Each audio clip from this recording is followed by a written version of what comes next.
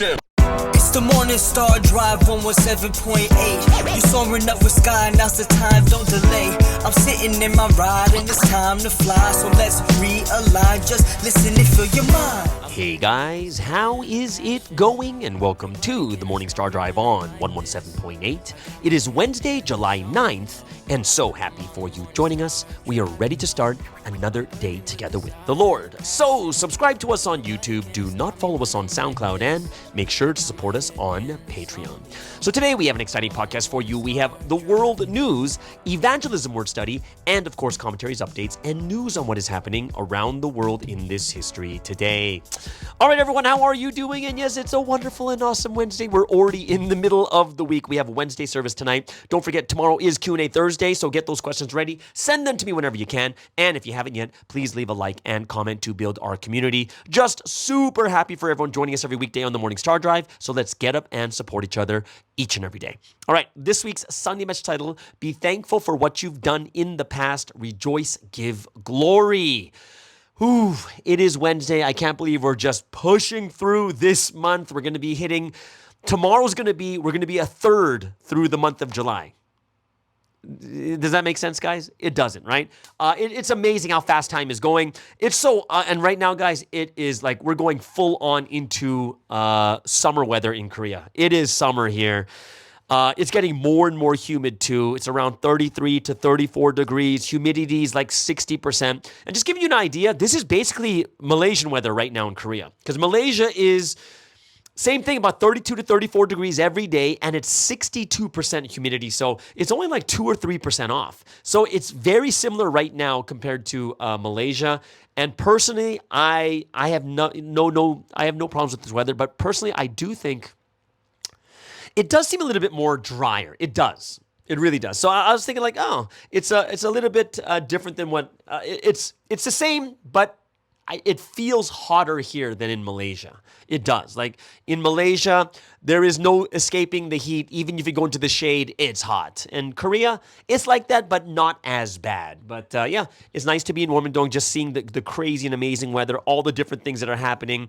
The thing that sucks right now is my leg is in this walking boot and it's just sweaty. It's so sweaty and stinky. Like I got to take this walking boot off constantly. It's really something I'm just like, ugh, like I'd rather just be home lying down and, just kind of lying there and doing the things that I need to, I don't know. It's just so bothersome for me. And, I'm walking around a lot more now. But I can still see, I can feel a lot of the swelling in my foot and stuff like that. And I can see, it's kind of gross. It's really gross. Like the scar I have on the back of my heel, right, on my left foot because of the surgery I had. It's really interesting, but, it's going to just take some time to heal. I got to make sure that I keep my foot elevated if it's getting too swelled up and stuff. Like even right now, I'm putting my foot up and I can already see the swelling go down. Right, so I know it's going to take some time for me to get over this injury, and the timeline is going really well. Like I've been 4 weeks now, exactly 4 weeks since the surgery, and then I will probably be the time that I'm going to be like very, very pretty much weaning off the crutches will be from like until the 22nd of this month, and then probably from the week after that, I'm going to be walking without crutches, most likely, probably from the beginning of August. So I'm really, really happy about this. I think that's really, really exciting too. So I think it's something that I was looking at and saying, oh, this it's kind of cool that I can see the progress happening. I can see I'm already putting some pressure on my foot without any pain. It's more on my heel. When it's on my, because it's my Achilles heel, the heel is fine. But when I'm pushing from my, the ball of my foot or from my toes, that's when I feel some pain. But even right now, if I put my foot down, which I'm doing right now, I'm putting pressure on it. Not a lot, but I'm still putting pressure on it. Zero pain.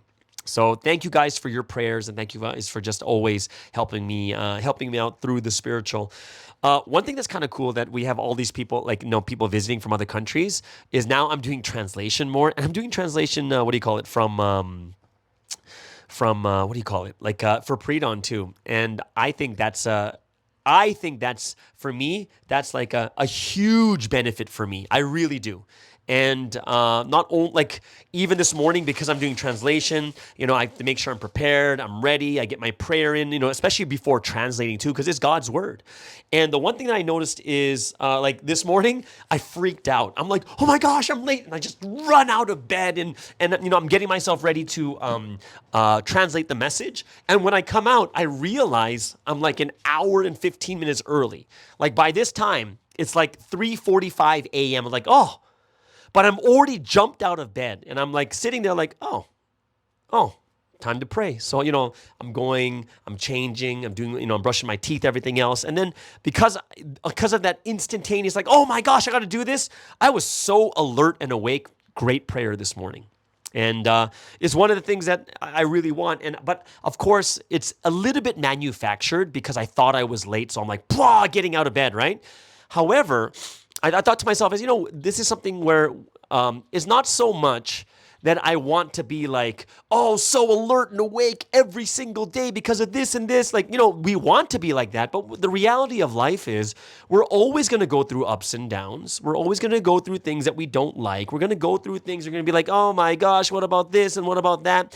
But ultimately, in the end, it's really about doing things until the end and just being very honest with God. And I think that's something that more than I'm really trying to, pray out everything that's in my mind, I want to make every word sincere. Like I chose my words as I talk to the Almighty God, that I will not use words that are useless, but I will make sure I'm really, really talking to God with everything that I have.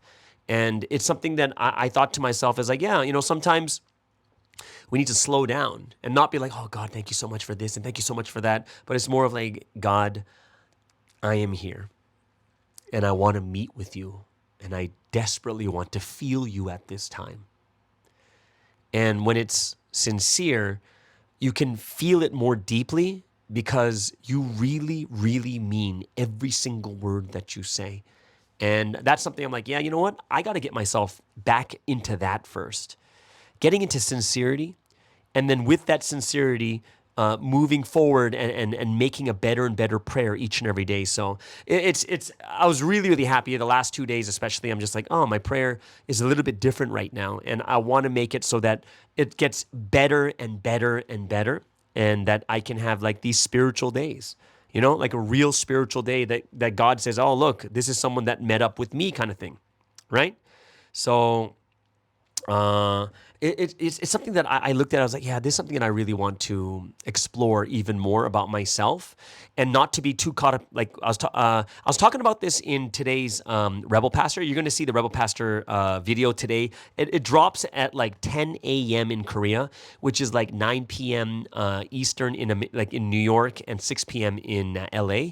But it's something that I really thought about. It's like, yeah, for myself, I don't want to do things as a task, because when it becomes a task, you don't want to do it anymore. Like it just becomes like, what do you call it? What's that word? It becomes redundant, like it's just like, oh, this again. Oh, I got to get ready for church. Oh yeah, I got to do this. Oh, I got to do praise. Oh, I got to do, and that's the one thing I just don't want. And, I don't want to make my faith like just a checklist. Oh, I went to pre-dawn. Oh, I did this, but it's more of, all right, well, why am I doing pre-dawn in the first place? It's to connect with God, It's to reach out to God, cry out to God, tell God what's going on in my life, And that's something that I really thought to myself, is like, I got to look at this a little bit more differently. I really do. And I have to have that mentality and mindset that is so powerful and strong that it is only for God and the Lord. Like, I was kind of like, after today's prayer, it gave me so much strength, and it gave me much more conviction in my heart, and it made me feel God even more. Like getting that feeling again, I was like, oh, this is what makes me forget about all the other things that are happening in the world. This is what's the biggest thing that I should be striving for, is getting this. In the end, all other things just fade away. In the end. But what I want is, how close and how great can I come to God? That's what I want. And I hope it's something that all of us can really understand too. And I hope it's something that we can, really struggle and become better at also. I did have not the Rebel Pastor. I had the Monday Zoom Bible study, and I taught parables. I'll go a little bit more in the evangelism word study because, during that, I do want to talk about evangelism during that time. But definitely I'm going to talk about evangelism word study at that time, right? About the Zoom Bible study. I really, really enjoyed it. It was something that I received grace from doing it too, either way. But there's one thing that I was thinking about. And I realized this through dealing with myself. There's a couple of things I'm thinking about. And the big realization I was having is, man, the difficulty of running human history. Now, what does that mean? And, I started to realize more deeply about history and why it's frustrating to God. And, it's something that we realize with time and as we go through, different missions and, or if it's, I think people who are just trying to change and lead themselves, like this week's message, to rule or to govern over yourself is such a big thing. And in this week's message, it did say that if you want to govern over others, you need to govern over yourself. And when I was really thinking about that, because I was thinking about myself too, I was like, there's some things I really want to change. There's some things I just don't want to do anymore. There's some things I want to be better at, right? And as I realized more deeply about this point, if you want to govern over others, you need to govern over yourself. And because in the past, it's kind of like, oh, that makes sense. Govern over others, you govern over yourself first, right? And then but recently I'm like, how does that work? Like, how does that literally work? If you were going step by step of people governing themselves, then you can govern over others, right? How does that work? And I was like, man, if you were to tell, like, if someone was to ask you to explain this in detail, I don't think it'd be easy for us to really explain that. Because there are so many people who have changed themselves, who have become better. They've governed their emotions, their thoughts, and everything else. However, they still don't govern over people. And you're like, oh, that's weird. Well, you need to govern over people. You have to first govern over yourself. But then we see people who govern over themselves, but they don't govern over people. So I'm like, how does that really hold true then? And then I thought, oh, I know why, right? And I was kind of thinking about it, and I was like, oh, this is why.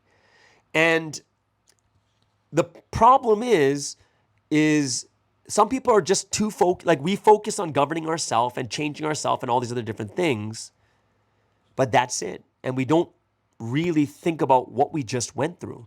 And it reminded me of the principle of magnification and minimization, right? The very first charge that Jesus taught Sunstein, right?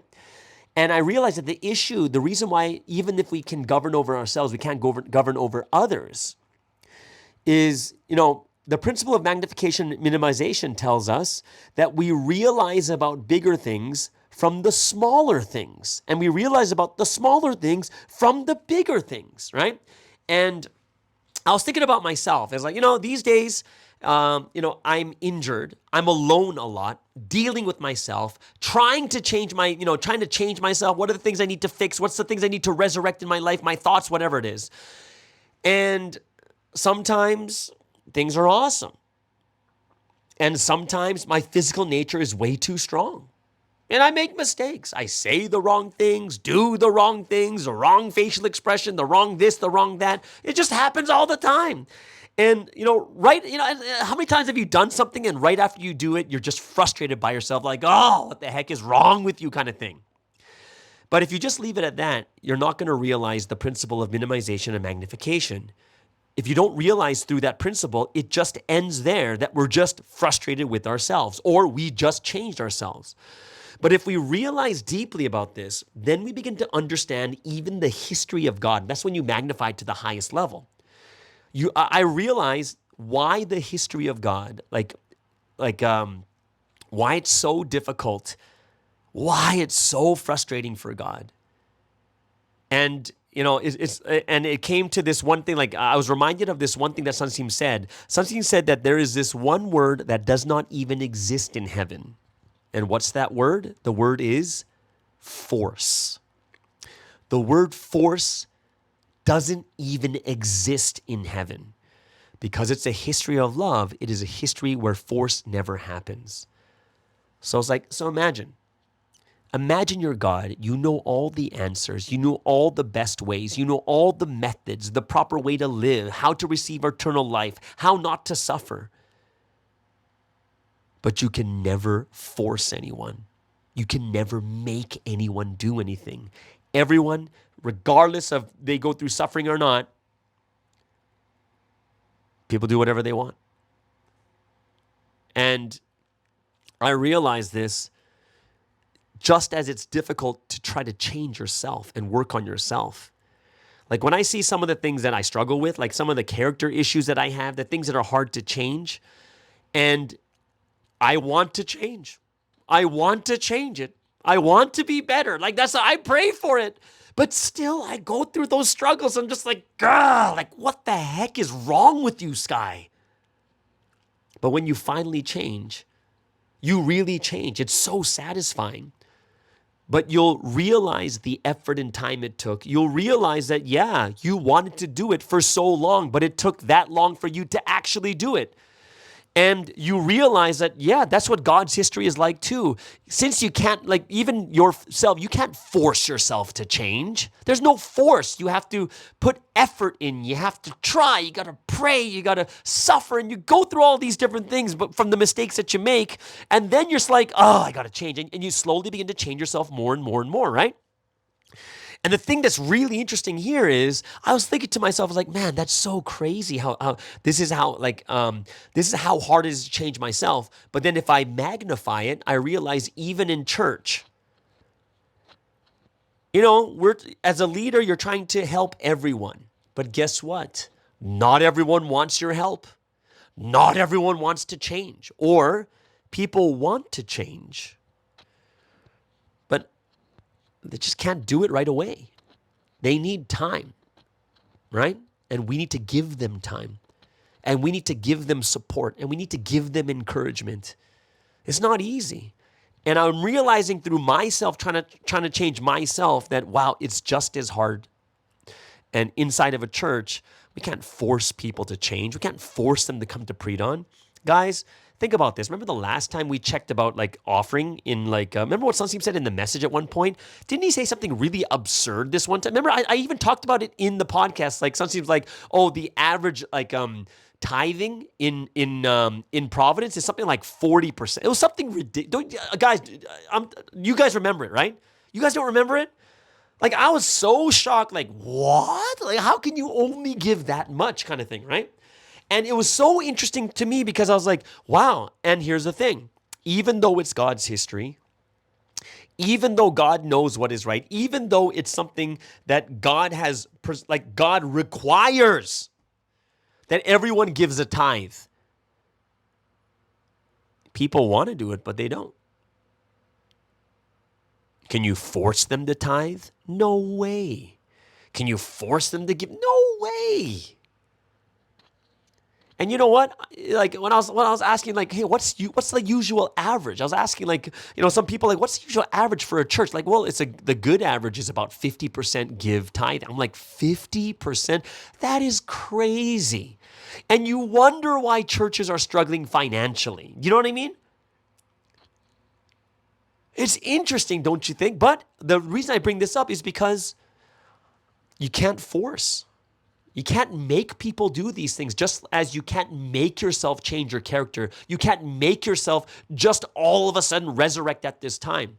And I was like, man, this is what God is dealing with for the past 6,000 years. He's got all the answers. He's got everything we need not so that we don't suffer. He's got everything we need so that we will gain so much fruit in the future. But people just don't listen. And God is making a history with people like us. And I was like, God, you are God. You are almighty. You are omnipotent, omniscient, that even while working with weak and low-level human beings like us, We can't even listen to the things that will make us suffer less and they'll make us become even that much better and benefit and receive blessings. But you can still make a history. You still send the person. You still, make people repent. You still make a great history happen. And I was like, man, God, that is truly amazing.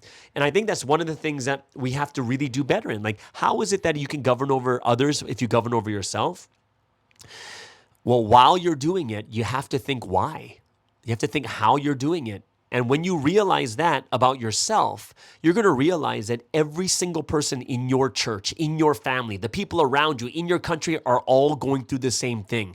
A lot of people want to change. We want to, we just can't overcome our physical nature sometimes, and we'll make mistakes.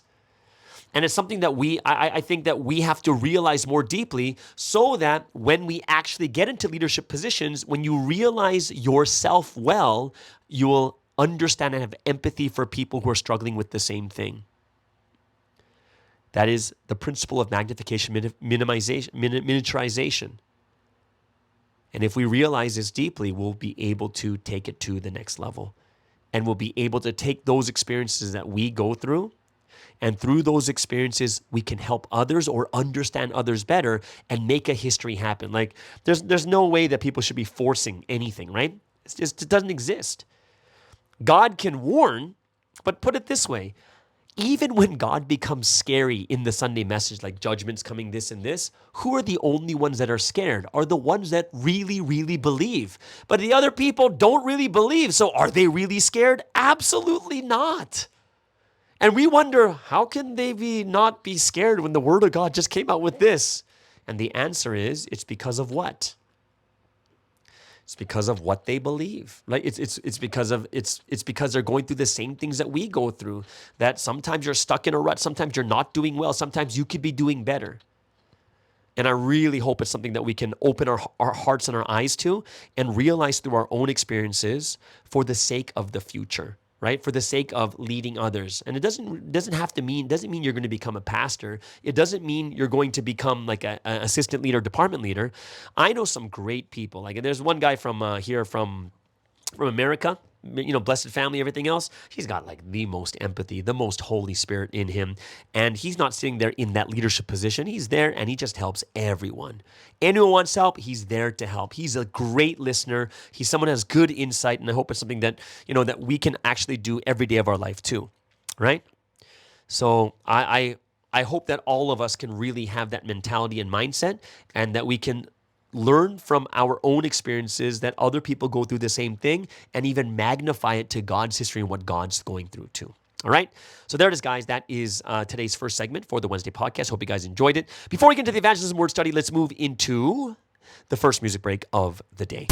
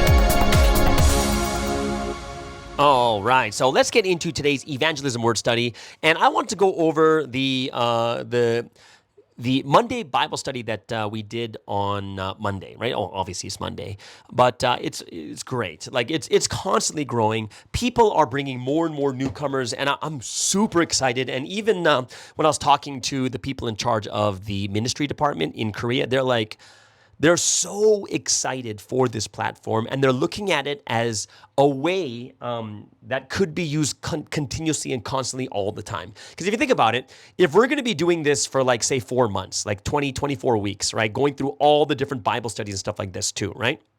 If we're going to go into this, we can do this roughly about twice a year, right? Because every 6 months is 26 weeks, right? So for it's 52 weeks in a year, 26 weeks, and every 26 weeks there'll be like a 2-week break, and then you're going to go for another about 24 different weeks of doing the Bible studies and such, right? And we've done it for 6 weeks now, and every week there is a newcomer. We're already up to 26 newcomers for the Bible study, and it's really intense. It's something that I'm so thankful and so grateful for, that people are still wanting to hear the words of God, and I'm thankful that people are able to receive the words more clearly, more simply, more in detail. And in this week, I would have to say for myself, it was probably the most comfortable I've taught over the last 6 weeks. Yeah, I was very, very comfortable with this, very comfortable. And I was just like, I finally starting to feel like I'm getting back to where I should be. And the way I'm speaking and the way I'm receiving inspiration, all these things, like, yeah, that's it. That's what I'm looking for. That's what I want to do. And it was something that I was just thinking about, like, yeah, it just takes time for you to get back on the bike and get yourself back to where you should be once again. And I was thankful to God, like, God, thank you so much that I started these Bible studies, and just kind of getting that fire back. And it really makes me think even more of what I should be doing in the future, right? Like, I was teaching parables, and those guys, I've already posted this onto my Patreon, so like some of you guys will see this parables one, but it's been a while since I've taught it. But I'm not what you call a traditional lecturer, meaning I don't go by the intro, like you have the what do you call it, the Bible study notes, and the Bible study notes will have the intro, the this, the that, and the body, and then say this and this and this, and gives you every Bible verse. For me, I'm more of a person who needs to be able to clearly explain the key point of something, so that when they get it, they'll be like, oh, I get it now, and kind of everything kind of opens up. And I had that rush again when even members were telling me, like, you know what, Pastor Sky, I've learned this lesson so many times, and it's the first time it's actually clicked to me. It finally clicked. And I was like, oh, thank God. Like, that's what I really wanted. Like, I'm not going over every single point. I'm not talking about why does God talk in parables, to hide hide it from the enemies, to this. And it's like goes over one by one by one. For me, is I got to go hit that key point so hard that by the end of it, you're going to be like, boom, got it. That's what I was looking for. You know what I mean? And I kind of felt like that parables lecture that I did on Monday was successful in doing that. And I was thankful that many people did tell me I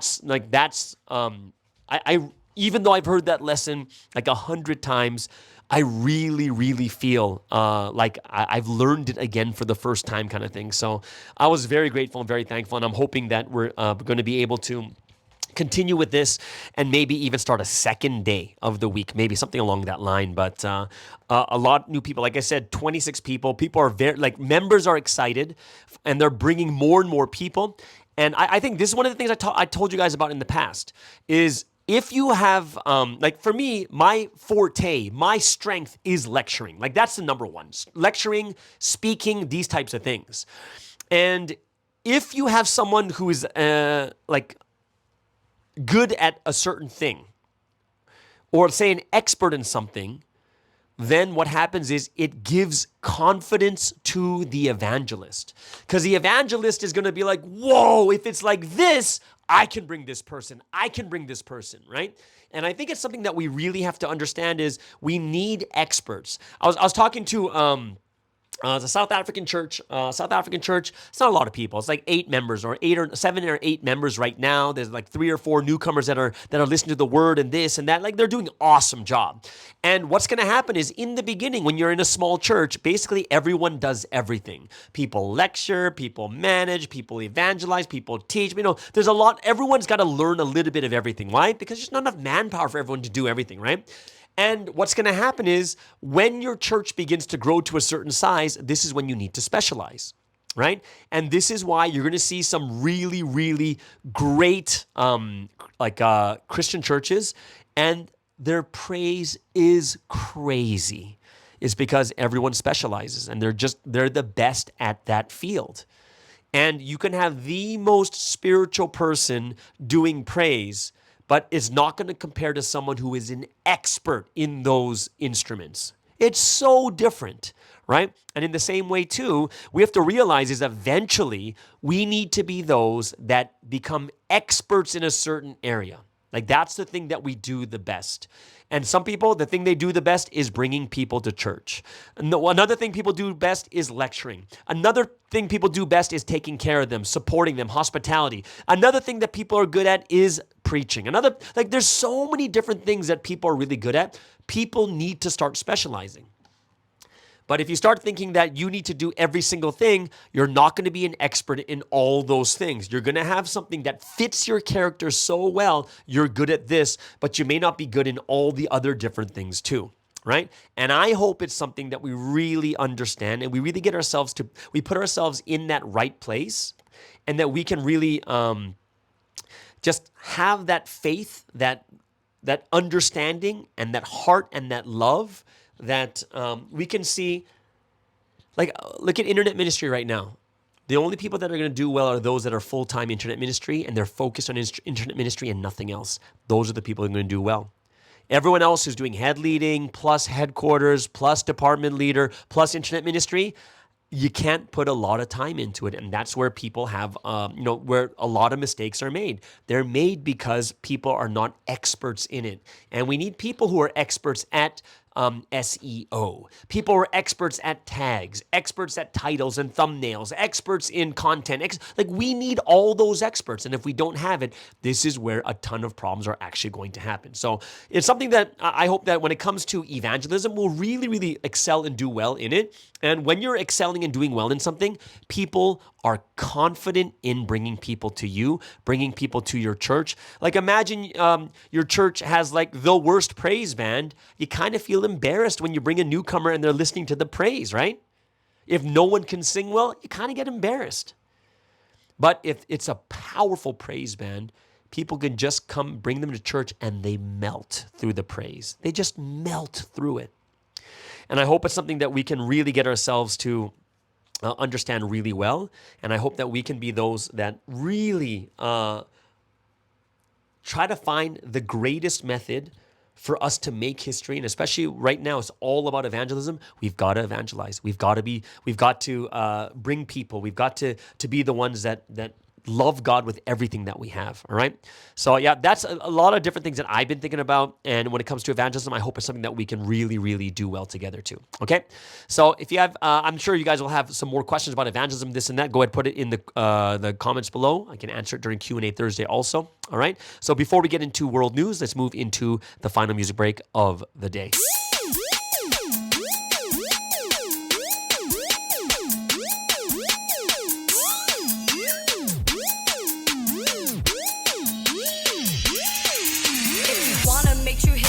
Takes more than one life. You gotta work to match in quality and content. You might find out the one is only doesn't work the same. Don't be phony. Can I play a game? Without your team, it's some need for life. Stand up, we gotta scream the name. I hear them calling radio waves. It's no to let that they be talking through the sound of one heart. Speed out the Trinity. My counterparts love from the start. The blood flow in my veins. It's time to top the charts. The power starts. I'll always call his name. After 100 years, after 1,000 years, I'll be here for eternity. I'm stuck on you, Lord. 1 + 1. Look at us, we're a pair, the head and body here. So easy, just like 1 + 1. Faster and stronger, better when we're together. The lock, the key, the pen, the ink, 1,000 square high level. The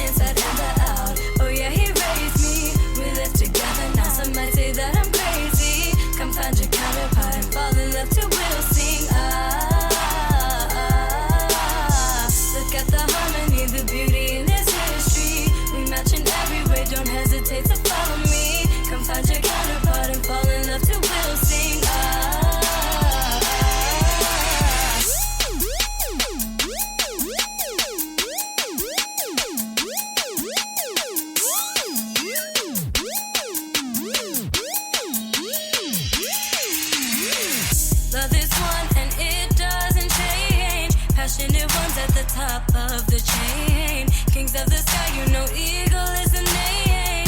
On love every day, live with him and never change. After 100 years, after 1,000 years, I'll be here for eternity. I'm stuck on you, Lord.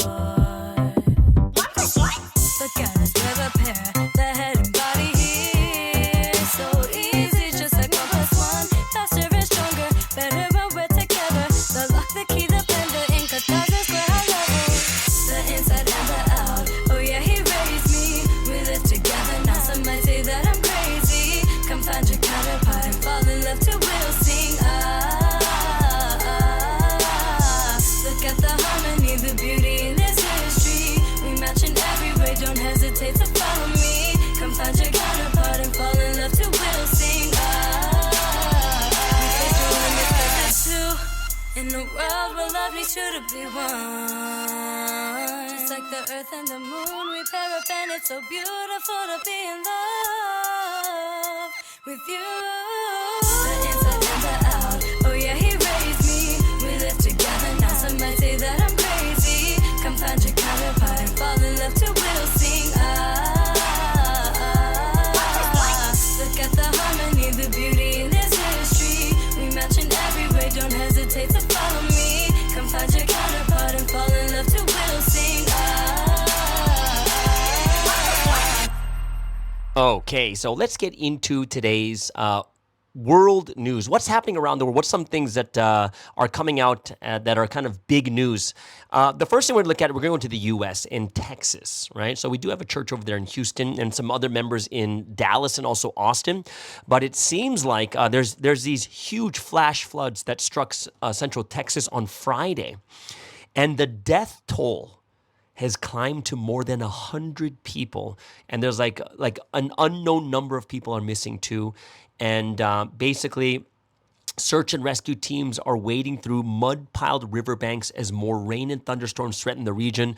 But hope, basically, you kind of hope starts to fade. Finding any more survivors, right? They feel like they're only going to find like the people that are they're only going to find people that died. There's even this Christian all-girls summer camp, and at that camp alone, 27 girls were confirmed to have died, right? And girls and staff among the dead. 10 girls and a camp counselor are still missing. And at the moment, of course, in the U.S., the White House has rejected suggestions that budget cuts at the National Weather Service could have inhibited. These are just a bunch of political things that are going on. But at least 84 of the victims, 56 adults and 28 children died in Kerr County, where the Guadalupe River was swollen by torrential downpours before daybreak on Friday. And that was during the July 4th public holiday. So that's like the first unfortunate news. In other news, when you go to Europe, there's a heat wave going on across Europe right now. And if you look in Greece, the Acropolis, a very, very famous sightseeing place, is closing temporarily on Tuesday as soaring temperatures continues to grip Greece. This is a heat wave. It's 40 degrees and over for, I think it's supposed to be for a period of 3 to 5 days or something along that line. But the highs is 42 degrees right now. It's 42 degrees in Greece. And it's forecasted for parts of the European country on Tuesday, and a Category 4 wildfire warning signaling a very high risk is in place in several regions. And it comes as wildfires were reported in other parts of the continent, including France and Spain's Catalonia region, weeks after they were hit by a deadly early summer heat wave. And changes to the Acropolis opening hours were announced on Monday after extreme heat returned to Greece on Sunday. So the closure on Tuesday, with highs of 38 expected in the city, is not the first time extreme heat has shut the popular attraction, having done so in June and last July also. So guys, there's already a heat wave going on, and the current heat wave is due to continue. This heat waves continue into Wednesday with forecasts of 40 to 42 for southern parts of the country before starting to break on Thursday. Right, so even 41 wildfires broke out across Greece on Monday. Right, and of those, 34 were contained early, while 7 remained active into Monday evening. Right, so that's another thing that we do need to pray for. Seeing all these things are happening right now. Last but not least, in Indonesia, a volcano spews massive ash cloud as it erupts again. So Indonesia, Mount Luatobi-Laki has begun erupting again, and at one point shooting an ash cloud 18 kilometers into the sky as residents fled their homes once more. There have been no reports of casualties since Monday morning when the volcano on the island of Flores began spewing ash and lava again. And authorities have placed it on the highest alert level since an earlier round of eruptions 3 weeks ago. At least 24 flights to and from the neighboring resort island of Bali were canceled on Monday, though some resumed on Tuesday. So, yeah, a lot of things going on, a lot of things we have to recognize, remember, especially when it comes to what is happening with this time period right now. And these can be signs of nature too. All right. So there's, guys, that's the world news for today. Hope you guys really enjoyed it. Have an amazing and awesome Wednesday, and we'll see you guys again tomorrow on the Morning Star Drive on 117.8. It's the Morning Star Drive 117.8. You soaring up with sky, now's the time, don't delay. I'm sitting in my ride and it's time to fly. So let's realign, just listen and feel your mind. I'm burning with desire and the passion. Nobody can stop me when I'm like this. I got my head in the zone.